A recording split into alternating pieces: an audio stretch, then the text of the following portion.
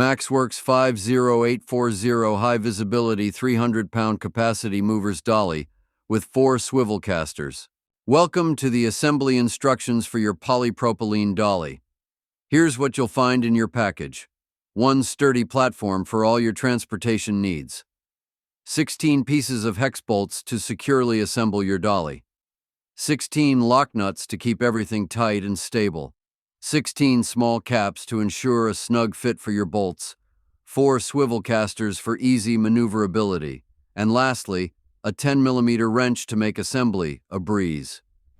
Let's get started on putting together your dolly for hassle-free transportation. 1. Begin by inserting the first 4 hex bolts into the corresponding holes at one corner of the platform. Ensure that the hex head of each bolt aligns with the hex mounting hole, then press the bolts firmly to seat them securely in place. Once all bolts are in place, insert the small black caps to secure them in position. Repeat the previous step for the remaining hex bolts. Carefully flip the platform over and slide the swivel casters onto the hex bolts. Use the provided wrench to tighten the lock nut securely, ensuring all casters are firmly attached.